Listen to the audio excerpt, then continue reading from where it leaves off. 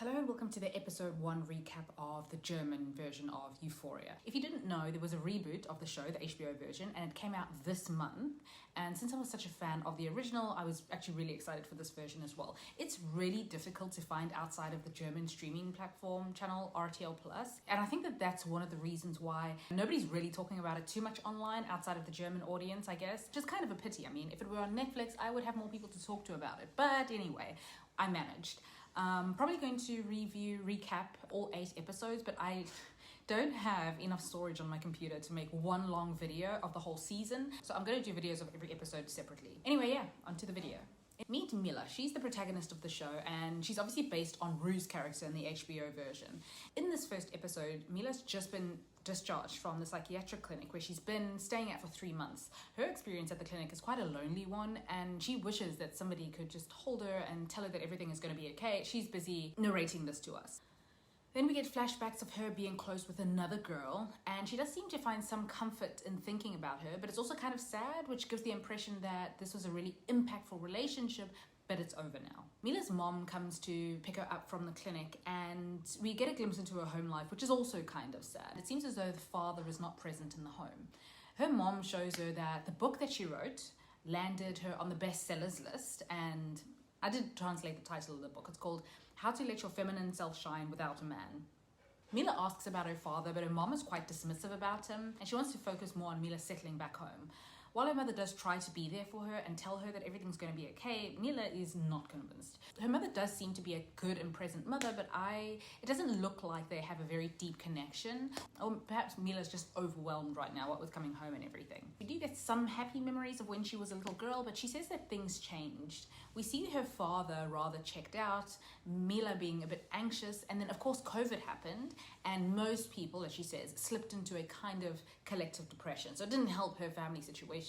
Her mom, during COVID, was also diagnosed with breast cancer, but of course they weren't allowed to see her. Remember that this would have made her mom an immunocompromised or vulnerable person, so it was for her own health and safety that she be quarantined away from her family. The father remained a bit disassociated in the house. Again, you get the sense that he loved Mila, but he was either overwhelmed or depressed, and even though he was physically there in the house, emotionally he just was not present for the kids. There are a couple of clips of him just staring into space. When Mila's mom returned from the hospital, Mila says that something changed, and obviously the parents did have a talk with the kids about what's going on.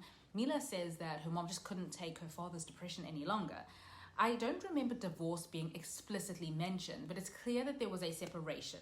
And the fact that her father didn't show up for her on her first day out of the clinic after 3 months is quite telling. While Mia's mom became more successful through her other book that she wrote during or post-cancer, her father sank into a deeper depression. Then one day she gets a text notification.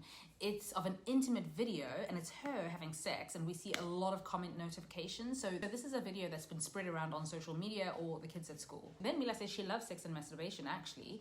She even enjoys taking the odd nude, but of course she doesn't expect it to be blasted around the school on social media.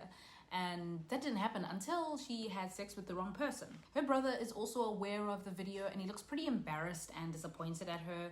Her brother barely talks at all to her or in general, and he's a very minor character, further illustrating her home life as quite a lonely one.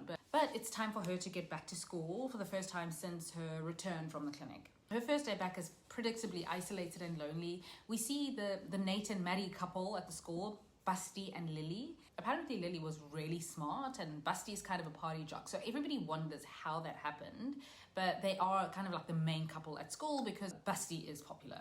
Obviously there are clear social hierarchies in the school that do matter to the kids, so everybody finds the pairing very odd. But if Basti is anything like Nate, well, he likes the fact that Lily was reserved, possibly a virgin like Maddie. Nate was pretty fixated on that, and he also got off on it as well. It had something to do with his sense of masculinity being validated because he's the first one to have this pure girl. This is obviously some toxic masculinity way of thinking, but we'll soon find out that Basti is not a good guy, so this absolutely tracks. So we see the other students at school gossiping about Mila on her first day back, which further alienates her. Remember, everybody's seen that video of her, and she's further stigmatized by her lengthy stay at the clinic. It all becomes too much for her at one point, and she excuses herself to go to the bathroom. Then that's when she gets memories again of the girl, Ali. But she tells us that Ali is gone. But she's obviously still thinking of her, like the memories of her and Ali together are her safe place. One of her old best friends, Chiara, does see her in the bathroom, and she's pretty much the first person to generally show any care for Mila and asks how she is, and she gives her a hug. So these two were best friends when they were a little bit younger, but somehow they grew apart. So they get to texting in class, and it seems like the girls might try to patch up their friendship. Just then we hear a thud outside and some screams. It seems that somebody has taken their life at the school by jumping from the building. It's a boy that Mila actually locked eyes with on the bus that morning on the way to school. It's just a mundane moment where you acknowledge a stranger or just another person in passing, but it's still pretty traumatizing, and she has a panic attack. She and Chiara end up watching a reality TV show together after school, and then they go to an afternoon outdoors house party. Basti and Lily are there busy hooking up, or they're kissing, and he tries to put her hand up her skirt, and when she's hesitant, he just walks away from her, obviously annoyed.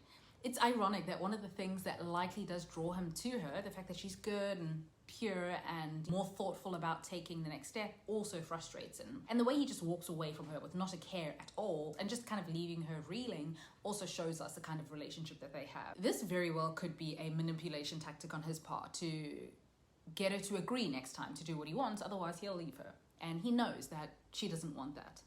Later, Basti and Mila run into each other at a night shop, and she admits that she had sex with him, and the whole school saw. So yeah, not only was Basti the guy on the video, but he was the one who recorded it. We see that, and likely spread it as well. He's not apologetic, he's not concerned for her well-being at all. At the party, Lily, feeling angry about the video, gets into a kind of physical spat with Mila, and they cause a bit of a scene before Mila walks away. Later, she's sitting alone on the swings, and she meets a guy named Yanis. He seems like an introspective kind of guy, and Mila feels a quick connection with him. Then he starts doing, I don't know, maybe coke? Anyway, he tells her that it helps him get out of his head, and he offers her some, which she takes, and she says that it makes her feel safe and loved. I'll be honest, I didn't know what incident it was that landed Mila in the psych ward. We know that she gets a diagnosis of generalized anxiety, depression, and, you know, that family of mental illnesses, and there's possibly some drug issues as well, but we don't know, did she harm herself, or what triggered or set off the incident that caused her to stay in a psychiatric ward. We don't know if it's the divorce of her parents. Did she have a mental break during COVID because of also her mom's diagnosis of cancer? I guess we're going to find out. I'm not German, so I might have missed this, so my apologies. She's obviously still in an outpatient program, and so she has to check in at the hospital with her doctor to ensure that the medications are still going well and that she's adapting to life on the outside world. Anyway, yeah, that was episode 1 of Euphorie. This was obviously an introductory episode, setting the scene and getting to know the characters, but I'm very curious to see more of Mila's relationship with Ali. Obviously, that's the main Jules and Rue relationship, and Basti and Lily, obviously. I'm really stressed out about Yanis already because he reminds me of the Elliot character, the one who played the guitar maybe in Euphoria, the guy that had the longest storyline that he should have, and it took up so much precious time in season 2. But anyway, there was something like vaguely sinister about him. I didn't like his character, and so yeah, this is not going to end good. But other than that, yeah, I did enjoy this first episode. The cinematography, the music is a little bit different than the HBO version, which is highly stylized and like it really grabs you and pulls you in. Whereas this is a bit more subtle. It reminds me a little bit of the Scam TV series. Yeah, that. But I'm guessing it's going to be a lot more controversial. Anyway, if you have seen it, feel free to let me know, and thank you for watching.